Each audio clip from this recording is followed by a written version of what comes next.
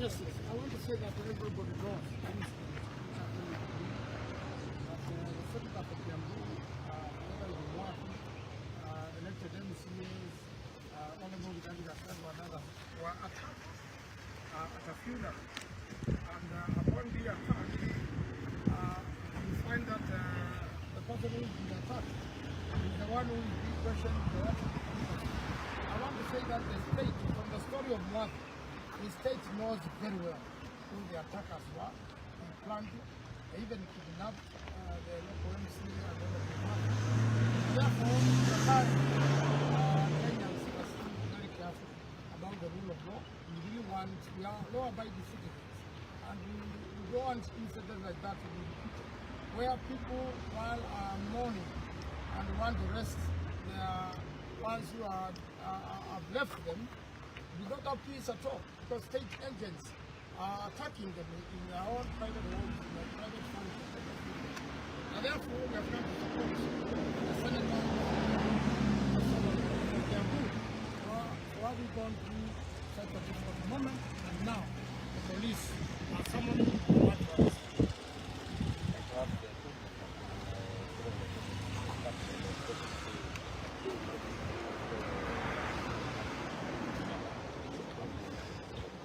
He has said he will not use the police to do his politics. Every single thing the president has promised, he has done the opposite. He has said he wants to unite people, but he's getting Kenyans more scrambled and less united day by day. He says he wants to bring all communities together. He's actually segregating communities and making sure that some communities don't get the benefits at all. What is the So we want this war to be. If he stands for the rule of law and he stands for the benefits of the law of every citizen that he needs, then we should not be happy the Senator of Kiambu and be summoned by the same police. And by the way, he says he doesn't know the kidnappers. We want to tell him we know the kidnappers. And from the story of Mwati, if he wants to know, let him talk to Mwati, let him talk to Bob Jagi, and he will tell you who the kidnappers are.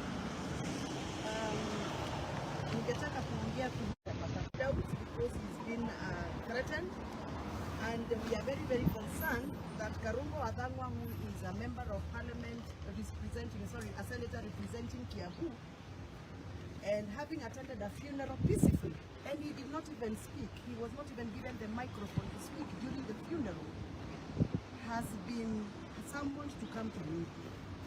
He represents Kiambu people, not Meru people.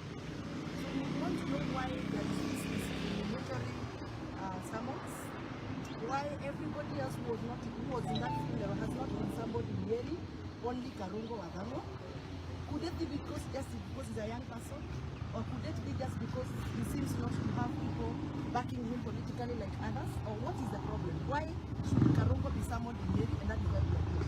And I'm very happy because Karungo has been brought by leaders from Kiambu, from Machakos, from Makueni, from Murang'a, from Nyandarua. Tumekuja hapa kwa sababu we are getting worried. The trends at which the police is interfering in the political process and even religious processes of this country is very worried in Mount Kenya. We are sleeping in fear. We are driving in fear. We are not even going to churches anymore because we are fearing we might be abducted along the way. It is time for us to speak because tusipoongea maneno hayaendi vizuri. You would want to understand what's going on.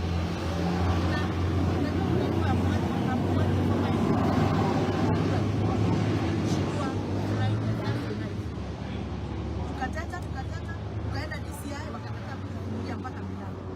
Tukafanya presa hapo hivi. So they never took any of our concerns. Only for Mwati to be dumped somewhere in Gong Road, saa 10 ya asubuhi. Only after that, Mwati's friends and associates wenye wanafanya kazi na wao wakashikwa. Vijana wadogo wa kuuza mandazi, vijana wadogo wa kuuza kahawa wanashikwa, wanapelekwa kwa DCI, wanaambiwa waandike statement kwa nini walikuwa wanaenda mazishi. Kwani siku hizi tunakuwa tunaomba ruhusa kwenda mazishi? Tunakuwa tunaomba ruhusa kwenda kanisa? No, it's getting out of hand, and that is why we are here. And we need need the world to know what is going on. People are getting intimidated every day, abducted every day. Jana nilipigiwa simu na mama Akorwai akaniambia mtoto wake alipotea hivyo tu, mtoto anaitwa Shege, alipotea tu hivyo, hajapatikana for about 6 months now, and nobody speaks, nobody is bothered. Mama Shege hana nguvu ya kuongea, sisi ambao tuko na nguvu ya kuongea lazima tunaongea. Kwa hivyo tunasema si lazima twende kotini ndio tuwe uhuru, sababu katiba yetu ya Kenya imetupatia nafasi ya kuwa huru katika Kenya yetu. We are not going to be running to court every day to get orders to allow us to go to church, to get orders to go to funerals, to get orders to go to weddings. No, the Kenyan Constitution has given us our rights, and our rights must be protected. And therefore, I want to address the police of this country. I want to remind them that the Constitution of Kenya has given them the mandate to do their work, but they are not mandated to interfere with religious and cultural and social activities of Kenyans. Hatutaacha kwenda mazishi kwa sababu polisi wanatushika. Hatutaacha kwenda kanisa kwa sababu wahubiri wanakatwa ama sisi tunakatwa. That must stop. Number 2, Kenya is now becoming a police state where everything has to be sanctioned by the police. Niliambiwa na rafiki yangu mwingine hapa amefanya pre-wedding pale Kiambu, ati akaletewa barua na DC kuambiwa ati usifanye pre-wedding party. Hatutakuwa tunafanya pre-weddings kwa sababu this is a police issue now. No. Kwa hivyo tumekuja hapa kuprotest, we are protesting. Karongo must be allowed to serve the people of Kiambu. If he has any issue to do with the police, he deserves to go to the nearest police station where he can afford. You can imagine, hata tulikuwa tunamfanyia fundraiser ya mafuta kwa sababu simu zake zote zimechanganyika, account yake hawezi access, so we can only fundraise to give him fuel to come to Nyeri. This is not going to be acceptable. We are not going to keep quiet anymore. Things are not okay. I want to understand why this kind of mistreatment and harassment is happening to them, especially to the people of the mountain.